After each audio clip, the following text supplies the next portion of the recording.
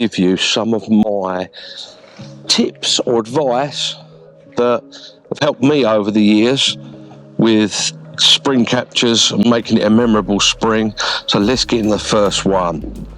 One of the things that I always do, whether it be on a new water or a water that I'm fishing quite a lot, I have fished springs past, I work out what part of the lake the first lot of our spring captures have been.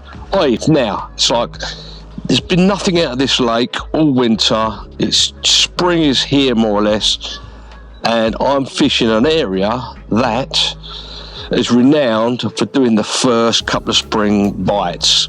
I've seen fish in this area, other people have seen fish in this area, but it hasn't done a bite as yet. So hopefully we're going to have the first bite out of it, or someone will do from this area. Hopefully it'll be me. So I did a bit of research where I fished this a couple of seasons before, the last couple of seasons. I know this can be one of the two areas where they wake up. So I've done that bit of investigation, and I'm fishing the area that I believe I'm going to get a bite from. I would say the first tip is to do a bit of research, position yourself in the area where past years the fish of the spring have come from. Second tip, moving on from that first tip, would be the shallow areas. Now, the shallow areas I found can fish well in the springtime. So sides of islands where the sun hits, top of bars, top of gravel humps, reeds in the margins, those type of areas always tend to attract the fish in the springtime. So it's another good area, another good place to start looking, or to fish, to keep your eye on, are those areas which are shallower. I don't know if you can hear these geese, they're going absolutely mad out there. You hear behind me? You probably see them flying past me. Hopefully they've gone now, so we might be a little bit less interrupted. But yeah, definitely look for those shallow areas, because they're going to warm up quicker. The sun's a lot longer in the sky, a lot hotter, although it's a little bit cold today. But you're going to, them fish are cold-blooded creatures. They're not warm-blooded creatures like us. They're cold-blooded creatures, so they will migrate to those warmer areas. A 1 degree change, them fish, when they've been in the lake for so long, they will know where to be certain times of day, and you'll notice the bites in certain swims will come at certain times of the day in the springtime because of what the sun's doing. So yeah, check out those shallow areas. My next tip, moving on, like natural progression of this, moving on, is do not ignore the zigs. It doesn't have to be the shallow areas as well. They will be in the shallow areas, but they're going to be up in the water, especially on those sunny days.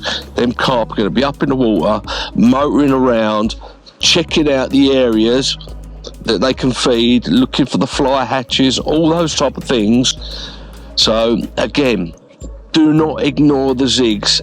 Early springtime, I found, before they really start hitting the bottom hard, is those zigs coming their own. A starting place is a couple of feet below the surface. I've done lots and lots of different videos on zig fishing. I'll put some of them up here. I'll put the thumbnails up here. Just go and have a look for those on the website or on YouTube or wherever. You'll see them all. I've done lots of videos on zig fishing, so check them out. But that'd be my third tip. Don't ignore the zigs. Even if it's for a short period, they love getting up in the springtime in those warmer waters until that water sort of goes into a normal sort of temperature, doesn't fly up and down all the time with the heat and the cold at night and the heat during the day from the sun. Yeah, don't ignore them zigs in the springtime, because you could turn what might be a fruitless session into a really good session. Number 4, something that I've done very well on, and I know other people have done very well on over the years, is single hook bait fishing. Now, it doesn't have to be high tracked, it can be high tracked, but it can be matched to hatch as well. Use something that you're confident in. Single pop up casting to fish, or casting to areas that you see them show.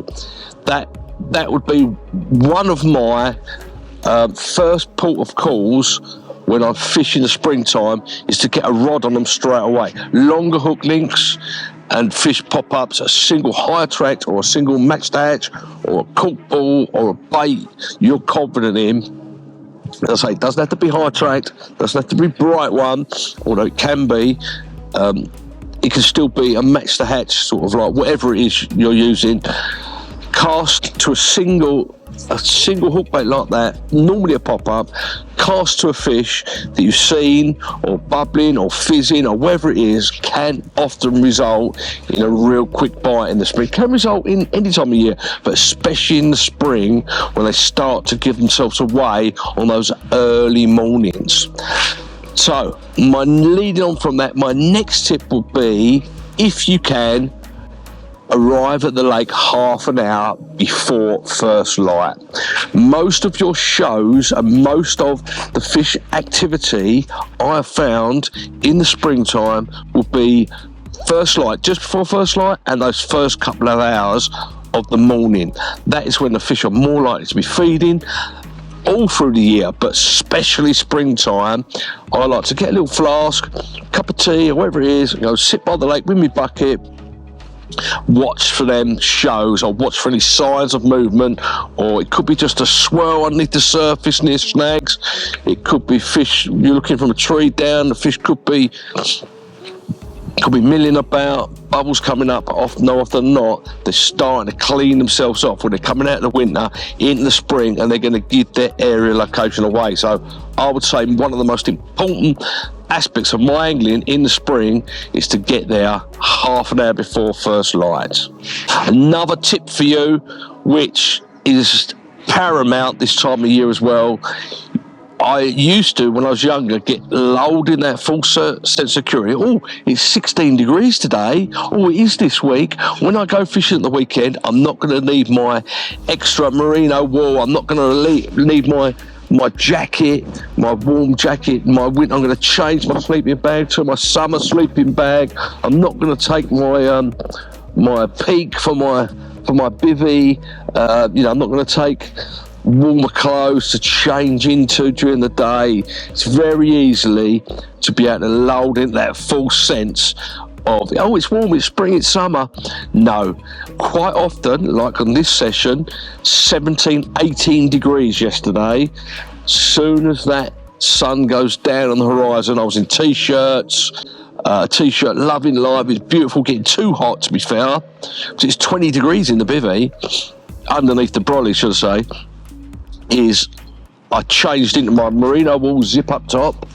I've still got my hot water bottle, winter March, because it's dropping down like 3 degrees, 2 degrees, 4 degrees at night, -1 degrees later on in the week. Just imagine if you'd gone out, you didn't have your cold stuff, you'd be absolutely freezing, uncomfortable. You're not going to fish as effectively. You're not going to want to get up, look for them fish in the morning. You're going to be too bloody cold. You're going to stay underneath your bag. So, yeah. I don't change over to my summer kit till it's well warm, till you're getting 10 degrees minimum night times. Every night is 10 degrees and above. That is when I start to change over to my lighter kit, not take as many clothes, spare clothes and warmer clothes and jackets and things like that. So be aware, even though it's warm during the days, watch out for them cold nights. And be prepared, and don't change over to your summer kit just yet. My last and final tip is, if you can, I know it's not everyone's cup of tea, but be mobile. Be mobile. It's like you can see fish. The fish are starting to move about and move around the lake. Pressure will affect them. Where the hatches are, where the food is, they're waking up. Where the warmth is, they're going to follow that warmth. So where you might find them in the morning showing may not be where you find them in the night or in the afternoon. So be prepared to move. I try and whittle my gear down a little bit, but still staying comfortable. I don't set everything up, or in the morning I start to pack things away, just so I can move easily, get those single hook baits on, all those zigs out to where the fish have turned up differently to where you are. Spring is a great time for catching them unawares when they're waking up, but you need to be on them. So don't be afraid to move. Get your gear so you're a bit more mobile, but the main thing is try and move on to them fish if you can. Be prepared to anyway. So there's my tips for a really good spring. I hope you have a really good spring, and see you for the next video.